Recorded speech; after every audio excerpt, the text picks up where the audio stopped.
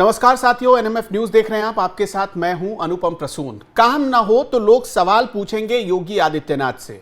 लोग ये पूछेंगे कि हमने तो आपको बहुमत दिया लेकिन आपने काम नहीं किया। लेकिन जानते हैं काम होगा कैसे? काम होगा कैसे जब दफ्तर में अधिकारी लड़ रहे हैं, जब पता यह चल रहा है कि एक दफ्तर में सिर्फ इस वजह से सिर्फ फुटअव्वल हो रही है ताकि कौन बड़ा कौन छोटा यह साबित किया जा सके। और जहां एक तरफ सरकार कहती है कि जीरो टॉलरेंस की पॉलिसी पर हम चलेंगे, वहीं उसी सरकार के दरमियान कुछ ऐसी घटनाएं होती है जिसमें एक अधिकारी के खिलाफ अनियमितता पाई जाती है और वो अधिकारी वापस उस कुर्सी पर बहाल हो जाता है। अब ये सारी पेचीदगी कानपुर के सीएमओ ऑफिस में नजर आ रही है और कैसे अधिकारियों के इस लड़ाई में राजनीति जब घुलती है मिलती है तो ये लड़ाई और पेचीदा हो जाती है। ये हम आपको आज बताने जा रहे हैं। ये जो आप तस्वीर देख रहे हैं ये कानपुर से आई हुई तस्वीर है। एक सीएमओ ऑफिस है और नियम ये कहता है कि वहां पर एक ही सीएमओ बैठेंगे, लेकिन बैठ रहे हैं दो सीएमओ। आप देखिए कि मुख्य कुर्सी पर एक सीएमओ साहब पहले से बैठे हुए हैं और अचानक दूसरे सीएमओ साहब की एंट्री होती है। वो दूसरी कुर्सी पर जाकर उनके ठीक बगल में बैठ जाते हैं और जो सीएमओ साहब पहले से बैठे हैं उनके सामने मीडिया के माइक वहां पर लगे हुए हैं। अब ये मामला क्या है, ये पूरा मामला समझने के लिए आपको हम जरा डिटेल में समझाते हैं। जो पहले से कुर्सी पर मौजूद है इनका नाम है सीएमओ डॉक्टर हरिदत्त नेमी। हुआ यह था कि फरवरी महीने के आसपास, यानी जब कुंभ चल रहा था उसी दौरान कानपुर के जिलाधिकारी जितेंद्र प्रताप सिंह और तत्कालीन सीएमओ डॉक्टर हरिदत्त नेमी के बीच बहुत लंबे समय से तनातनी चल रही थी। अचानक हुआ यह कि डीएम ने सीएमओ दफ्तर का औचक निरीक्षण कर लिया और औचक निरीक्षण करने के बाद वहां बहुत सारी ऐसी कमियां अनियमितताएं पाई गई जिसकी वजह से डीएम साहब आग बबूला हो गए। कर्मचारियों की अनुपस्थिति और स्वास्थ्य विभाग में लापरवाही की बात भी उनके सामने आई। इसके बाद डीएम ने डॉक्टर हरिदत्त नेमी की कार्यशैली पर सवाल उठाए और हटाने की सिफारिश कर दी। मामला तूल पकड़ने लगा। इसी बीच एक ऑडियो वायरल हो गया। ऑडियो वायरल हुआ जिसमें डॉक्टर हरिदत्त नेमी ने डीएम के खिलाफ कुछ टिप्पणियां की थी और टिप्पणी ऐसी थी जिसे हम सुना नहीं सकते हैं या बता भी नहीं सकते हैं क्योंकि ये अमर्यादित आपत्तिजनक टिप्पणियां थी। हरिदत्त नेमी ने बाद में यह दावा किया कि मैंने डीएम साहब के खिलाफ ऐसा कुछ नहीं कहा है, यह पूरा एक एआई जनरेटेड कंटेंट है और मुझे एआई जनरेटेड कंटेंट के जरिए बदनाम करने की कोशिश की जा रही है। डीएम ने लेकिन मामले को बहुत सीरियसली ले लिया। अब हरिदत्त नेमी गलत बोल रहे थे या सही बोल रहे थे यह तो किसी को नहीं पता, लेकिन इस पूरे मामले को डीएम ने बहुत सीरियस ले लिया। अब जब डीएम ने सीरियस ले लिया तो तय था कि हरिदत्त नेमी की कुर्सी जानी है। जो आप सामने देख रहे हैं मुख्य कुर्सी पर बैठे हुए हैं अभी, वो हरिदत्त नेमी जी ही हैं, वो सीएमओ हैं। अब ये विवाद इतना बढ़ गया कि पहले तो प्रशासन के बड़े अधिकारियों के पास पहुंचा, वहां से मामले का हल नहीं निकला। अब धीरे धीरे इस पूरे मामले में राजनीति की एंट्री हुई। अब कानपुर एक बहुत बड़ा एरिया है, इंडस्ट्रियल एरिया है और सबको अपने वोट बैंक की बड़ी चिंता होती है। जो नेताओं का सबसे भरोसेमंद अधिकारी होता है, नेता यही चाहता है कि वो अधिकारी कहीं टस से मस ना हो, कहीं जाए नहीं। और इसी चक्कर में हुआ क्या कि अब इस पूरे मामले ने सियासी रंग ले लिया। विवाद सिर्फ प्रशासनिक नहीं रहा बल्कि सियासत इसमें शामिल हो गई। बीजेपी के कुछ बड़े बड़े नेता जैसे कि विधानसभा के अध्यक्ष हैं सतीश महाना, वो पैरवी लेकर पहुंच गए। विधायक सुरेंद्र मैथानी, एमएलसी अरुण पाठक, इन सब ने हरिदत्त नेमी का समर्थन किया और डीएम के खिलाफ इन्होंने शिकायत कर दी लखनऊ में। फिर उन्होंने एक पैरवी लगाई कि हरिदत्त नेमी को कानपुर में ही रहने दिया जाए। लेकिन एक दूसरा भी गुट था। बिठूर के विधायक हैं अभिजीत सिंह सांगा, किदवई नगर के विधायक महेश त्रिवेदी, इन सब ने नेमी के ऊपर भ्रष्टाचार के आरोप लगाए और इन्होंने लखनऊ में शिकायत की कि हटा दीजिए नेमी को। अब यहां पर योगी आदित्यनाथ के सामने एक बड़ी मुश्किल वाली स्थिति आ गई। 19 जून 2025 को मुख्यमंत्री योगी आदित्यनाथ के हस्तक्षेप के बाद डॉक्टर हरिदत्त नेमी को निलंबित कर दिया गया।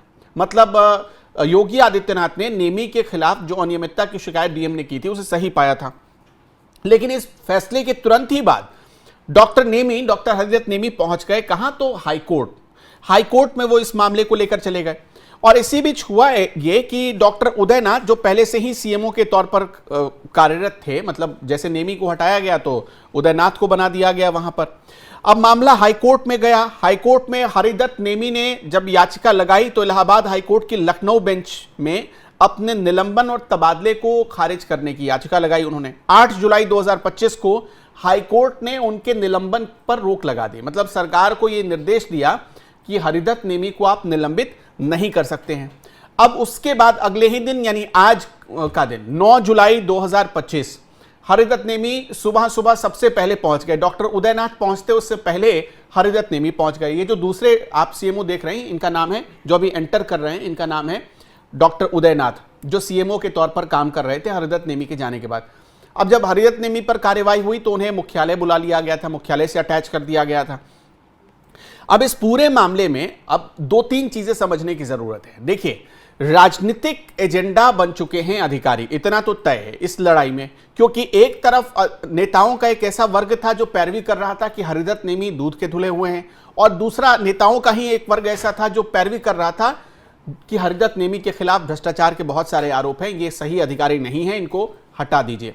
अब यहां पर योगी सरकार के लिए कंफ्यूजन वाली स्थिति आ गई, क्योंकि सरकार ने निलंबन का आदेश दिया था माफ करिएगा, और उस आदेश को हाई कोर्ट ने रोक दिया है। अब हरिदत्त नेमी ही सीएमओ के तौर पर गिने जाएंगे। तो ऐसे में सवाल यह उठता है कि एक मयान में 2 तलवार कैसे रह सकता है? मतलब एक मयान में 2 तलवार कैसे रहेंगे? एक ऑफिस में 2-2 सीएमओ कैसे रह सकते हैं? अब यहां पर सरकार के सामने एक संकट की घड़ी आ गई है। मतलब आप इसे धर्म संकट वाली स्थिति कह सकते हैं कि डॉक्टर उदयनाथ को हटाए कि डॉक्टर हरिदत्त नेमी को हटाया जाए। हरिदत्त नेमी को हटा नहीं सकते हैं, उनका ट्रांसफ़र ही किया जा सकता है, उन्हें निलंबित किया नहीं जा सकता। और हाई कोर्ट ने जो फैसला दिया है उसमें निलंबन पर रोक लगा दी है। तो सरकार के पास 2 ही विकल्प बचते हैं, या तो नेमी को वो कहीं ट्रांसफ़र कर दे या फिर डॉक्टर उदयनाथ को कहीं ट्रांसफ़र कर दे। लेकिन इस पूरे झगड़े को अगर नेता इसमें शामिल नहीं होता, अगर राजनीतिक दल के लोग शामिल नहीं होते, और दिलचस्प है कि सारे लोग एक ही दल के लोग हैं, एक ही दल के लोग, मतलब इस वक्त जो भी आरोप लगते हैं सरकार के ऊपर, उन सब से इतर अगर सोचे तो पार्टी के भीतर ही कितनी बड़ी सिर्फ टवल मची हुई है। अभिजीत सांगा भी बीजेपी के हैं और सतीश महाना भी बीजेपी के हैं। सतीश महाना का कद तो सांगा से बड़ा है, वो विधानसभा अध्यक्ष हैं, योगी जी के बड़े करीब माने जाते हैं। लेकिन योगी आदित्यनाथ वही फैसला लेते हैं जो उनके हिसाब से सही होता है। उन्होंने पूरी जांच पड़ताल के बाद, सुनने के बाद डीएम को यह फैसला लिया था कि हरिदत्त नेमी को निलंबित ही किया जाना सही फैसला है। अब आगे सरकार के सामने क्या नौबत आती है, अब आगे क्या होगा? हाईकोर्ट को 4 हफ्तों में हलफनामा दाखिल करने को कहा है हाईकोर्ट ने सरकार को, और इसके बाद अंतिम फैसला आएगा कि हरिदत्त नेमी का क्या होगा। तब तक कानपुर में 2 सीएमओ वाली स्थिति बनी रह सकती है, ये भी अभी माना जा रहा है। साथ ही ये भी चर्चा का केंद्र है कि कानपुर की ब्यूरोक्रेसी में बहुत बड़े पैमाने पर सुधार की ज़रूरत है। नेताओं के हाथों की कठपुतली बन चुके हैं अधिकारी, और वो लोगों की नहीं सुनते, आम जनता की नहीं सुनते। आम जनता की जब नहीं सुनते तो ऐसे नेताओं के साथ साथ जनता में भी एक आक्रोश बनता है, जैसा आप देख रहे हैं कि हरिदत्त नेमी के खिलाफ बना। तो इसकी रिपोर्ट भी पहुंचती है योगी आदित्यनाथ के पास, और इसलिए उनको कार्रवाई करनी पड़ती है। अब ये पूरा मामला अहम की लड़ाई का बन गया है। वैसे ये कोई पहला मामला नहीं है। लखनऊ में इससे पहले आपने देखा 2 अधिकारियों के बीच लड़ाई हुई, और वो लड़ाई सीधे थाने तक पहुंच गई, एफआईआर तक हो गई उस पूरे मामले में।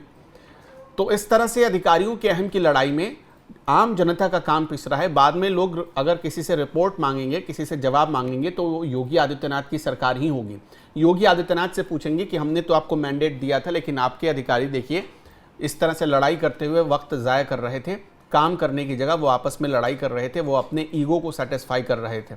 तो ये सारी चीज़ें ऐसी हैं जिसका सीधा सीधा दोष सरकार पर जाने वाला है। सरकार को इसका खामियाजा भुगतना पड़ेगा, लेकिन अधिकारी ये बात समझ नहीं पा रहे हैं। अधिकारियों को अपनी अहम की पड़ी है। खैर, इस पूरे मामले में योगी आदित्यनाथ को क्या करना चाहिए, अब हमें कमेंट सेक्शन में ज़रूर बताइएगा आप। नमस्कार।